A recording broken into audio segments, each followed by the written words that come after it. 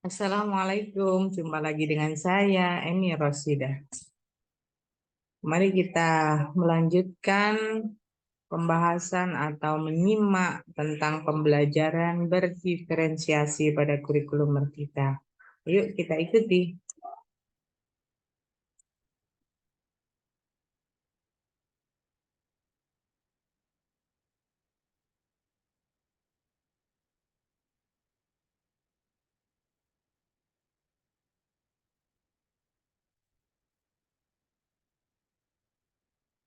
Assalamualaikum warahmatullahi wabarakatuh. Alhamdulillah, wassalatu wassalamu ala rasulillah, la haula wa la quwata illa billah. Baik, sobat pelatihan yang saya banggakan. Berdasarkan apa yang tadi telah kita pelajari bersama, mari kita lihat sesungguhnya ketika melaksanakan pembelajaran pada kurikulum Merdeka, ada sejumlah prinsip yang harus kita perhatikan. Yang pertama adalah pembelajaran harus dirancang sesuai dengan karakteristik peserta didiknya. Telah saya sampaikan tadi ya, jadi guru harus melaksanakan asesmen awal agar diketahui kemampuan dan kebutuhan belajar peserta didik itu seperti apa, karakteristiknya jangan diabaikan agar bisa memfasilitasi peserta didik. Berikutnya adalah membangun pembelajar sepanjang hayat. Sobat pelatihan, peserta didik sesungguhnya belajar itu bukan kepentingan mereka hari ini saja, tapi belajar mereka di dalam kelas bersama guru dan rekan-rekan mereka di ruang-ruang belajar itu hakikatnya adalah untuk menyiapkan dan memberikan bekal mereka agar selanjutnya pengetahuan maupun keterampilan yang mereka miliki itu bisa menjadi bekal bagi mereka. Bekal untuk bersosialisasi, bekal untuk melanjutkan pendidikan selanjutnya, maupun bekal untuk dia menjadi bagian dari komunitas masyarakatnya, komunitas bangsa dan negaranya, sehingga apa yang sudah sobat pelatihan pelajari bahwa sesungguhnya manusia adalah khalifah fil ardh. Arah dari pembelajaran harus menyiapkan itu semua. Baik, sobat pelatihan. Berikutnya adalah prinsip agar mendukung pengembangan kompetensi dan karakter secara holistik.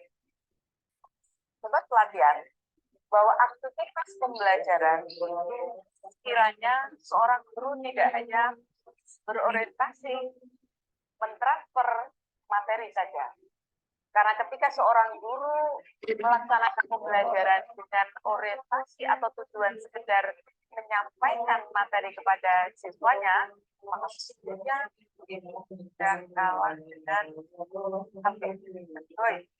karena semua pengetahuan itu bisa didapat oleh peserta didik ketika mereka kreatif, karena ini memang era dan zaman mereka. Maka yang lebih diharapkan bagi seorang guru saat melaksanakan aktivitas pembelajaran adalah mengembangkan kompetensi peserta didik yang nantinya bisa menjadi bekal mereka untuk menjadi pembelajar sepanjang hayat. Yang pertama. Yang kedua adalah juga sekaligus mengembangkan karakter. Jadi jangan sampai pembelajaran itu hanya ditujukan untuk mentransfer materi, tapi pengembangan karakter itu agak diabaikan atau dinomorduakan karena guru cenderung terbebani untuk menyelesaikan atau menghabiskan materi. Dan yang memprihatinkan lagi, udah orientasinya menyelesaikan materi, fokus guru nanti hanya fokus pada sebuah buku. Dan nanti pengetahuan siswa atau peserta didik tentu akan hanya berhenti pada sebatas apa yang ada di dalam buku yang sudah diajukan. Baik, berikutnya adalah dirancang secara kontekstual dengan melibatkan orang tua maupun komunitas sebagai mitra. Sobat pelatihan, aktivitas pembelajaran yang saat ini peserta didik ini sesungguhnya bukan hanya untuk digunakan hari ini, tapi untuk kehidupannya. Dan karena peserta didik itu merupakan bagian dari masyarakat, maka konteks-konteks permasalahan maupun aktivitas pembelajaran harapannya juga menjadi aktivitas yang nyata, bisa dipahami dengan mudah, dan bisa memberikan bekal-bekal yang mereka perlukan dalam kehidupan mereka. Kontekstualisasi pembelajaran itu menjadi sesuatu yang sangat penting. Ini menjadi salah satu PR. Ketika guru merasa memiliki keterbatasan karena berbagai hal, apakah karena cara dan strategi untuk membantu agar siswa itu bisa belajar efektif, atau karena waktu yang terbatas, atau karena kelengkapan sarana pendukung pembelajaran juga terbatas, maka disinilah peran penting dari orang tua maupun pihak lain yang bisa diajak berkolaborasi membantu agar peserta didik dapat belajar secara efektif. Berikutnya, dan ini merupakan bagian dari prinsip yang menjadi ciri khas kemadrasahan kita, adalah semua aktivitas pembelajaran hendaknya ada nilai ibadah dan berorientasi pada masa depan. Jadi apapun yang sedang dipelajari oleh peserta didik di kelas, apakah dia belajar misalnya matematika, dia belajar olahraga, dia belajar Quran, hadis, semuanya harus diorientasikan untuk masa depannya. Masa depan di sini bukan masa depan misalnya saat ini dia siswa sanawiyah atau MTS untuk kepentingan belajar di Aliyah, bukan hanya itu. Tapi masa depan di sini adalah masa depan setelah kehidupan, yaitu untuk kepentingan di akhiratnya. Maka dimensi ukhrawi menjadi sesuatu yang sangat penting. Terakhir, PDPK. Tadi kita sudah singgung. Ketika di kelas terdapat PDPK, maka pendidik perlu memberikan layanan pembelajaran yang tentu diawali dari perancangannya. Kita perlu mengenal ada istilah sobat pelatihan, yaitu akomodasi kurikulum. Jadi terdapat PDPK di kelas, mereka berhak mendapatkan layanan akomodasi kurikulum. Ada dua hal setidaknya. Ketika hambatan belajar dari PDPK itu berupa hambatan kognitif, maka yang mereka perlukan adalah adaptasi kurikulum. Adaptasi kurikulum itu dilakukan dengan cara boleh, kalau dari hasil asesmen memang kemampuan kognitifnya itu di bawah rata-rata, maka dia berhak untuk mendapatkan layanan menurunkan standar yang harus dicapai pada CP tadi. Dan sebaliknya, ketika memang hasil asesmen itu menunjukkan kemampuan kognitif dari peserta didik itu melampaui batas rata-rata, maka dia berhak untuk mendapatkan layanan dari target yang ditetapkan ditingkatkan. Satu lagi, ketika hambatan belajarnya tidak terkait dengan kognitif mereka atau kemampuan akademik mereka, tapi hambatan yang cenderung sifatnya fisik, misalnya hambatan netra, hambatan pendengaran, hambatan dalam bicara, maka tidak perlu ada menurunkan standar kemampuan, cukup hanya dilakukan modifikasi kurikulum. Apakah dengan memodifikasi cara belajarnya, ataukah dengan memodifikasi peralatan dan perlengkapan belajarnya maupun sumber-sumber lain, yang pasti yang perlu kita pahami adalah semua peserta didik berhak mendapat layanan pembelajaran sesuai kebutuhan mereka. Sobat pelatihan, setelah ini silakan sebelum nanti kita masuk pada pembelajaran pada video berikutnya, saya berharap sobat pelatihan mengakses dua laman ini. Yang pertama adalah ini, kurikulum.kemdikbud.go.id. Semua sumber atau referensi yang dihasilkan atau dipublish oleh Kemdikbud itu bisa diakses di sini. Adapun untuk yang produk Kementerian Agama, silakan akses pada sikurma.kemenag.go.id.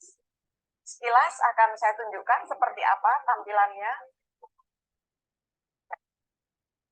Sobat pelatihan, inilah tampilan laman website dari Pusat Kurikulum Kemdikbud. Ini alamatnya tadi, kurikulum.kemdikbud.go.id. Di sini, sobat pelatihan nanti ketika tugas sobat pelatihan sebagai guru misalnya adalah mengampu mata pelajaran umum, maka nanti capaian pembelajaran untuk mapel umum silakan diakses dari sini, yaitu dari sini Kita geser ke atas, kita cek ini, ada pelajari lebih lanjut. Kita klik. Ya. Kemudian di sini, Sobat Teladan bisa lihat, ini ada capaian pembelajaran. Silahkan nanti diklik. Dan di sini ada tulisan unduh. Ya. Ini, unduh. Kita klik. Nah, di sini akan tampil ini. Kalau total semua dokumennya ada 274. Tapi nanti silahkan supaya Sobat Pelatihan lebih mudah mengakses, maka bisa mengambil opsi yang dibutuhkan saja. Misal, ya, yang dibutuhkan dari jenjang MI, maka nanti di sini bisa diklik. Sebagai contoh, klik di situ, nah, akan muncul dokumen yang dibutuhkan. Silakan nanti di-download, dan ini pada video selanjutnya kita akan membahas seperti apa konten yang ada dalam dokumen CP, bagaimana nanti perlakuan yang harus dilakukan oleh guru terhadap dokumen CP ini untuk bisa menggunakannya sebagai dasar merancang pembelajaran. Setidaknya ini dulu. Kemudian satu lagi untuk Sipurma. Sipurma, ini. Laman website milik Kementerian Agama. Regulasi-regulasi yang menjadi produk hukum Kementerian Agama, silakan akses di sini. Silakan akses di sini. Kita lihat, misalnya, bulan lalu itu sempat ada sosialisasi dan fintech daring dari Kementerian Agama dalam hal ini Direktorat KSKK. Sobat Teladan bisa akses dari sini. Ini untuk penyusunan instrumen assessment, baru saja berlangsung kemarin ya. Ini untuk fintech, materinya bisa diakses di sini. Walaupun ini ada login, Sobat Pelatihan tidak perlu login, tapi untuk mengakses materi ini langsung bisa download saja. Kemudian sebelah kanan ini juga ada, kita bisa lihat, misalnya ini ada contoh-contoh TP-ATP untuk berbagai mapel. Kalau misalnya yang dicari belum ketemu, bisa klik di sini. Banyak sekali yang bisa diakses nih. Contoh modul, kemudian panduan-panduan, ada panduan P5, ada panduan pembelajaran assessment. Saya berharap Sobat Pelatihan mendownload file ini. Jadi untuk memperjelas apa yang kita pelajari, silahkan download ini. Panduan pembelajaran dan assessment, di sana nanti semua yang saya sampaikan itu bisa dibaca secara lebih detail melalui panduan ini. Dan nanti kita akan juga bisa memperoleh contoh-contohnya. Misalnya ada contoh pengembangan TP-ATP, ini untuk mapel SKI, ini VG. Kita geser lagi.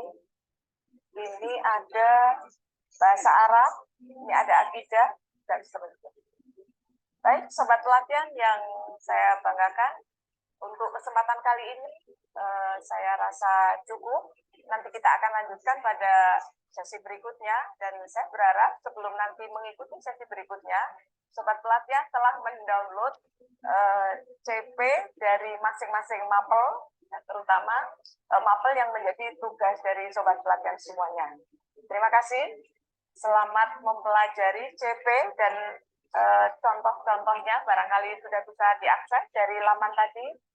Pada video berikutnya kita akan membahas secara lebih detail agar hasil bacaan dari Sobat Pelatihan bisa kita konfirmasi dan mendapat penguatan dari video pembelajaran kali ini. Terima kasih. Assalamualaikum warahmatullahi wabarakatuh.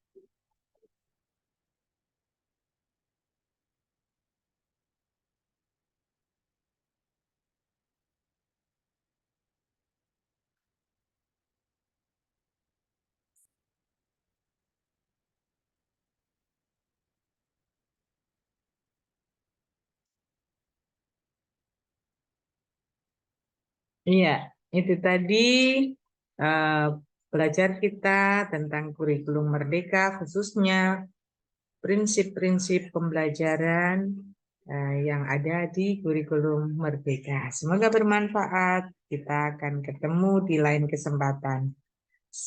Assalamualaikum warahmatullahi wabarakatuh.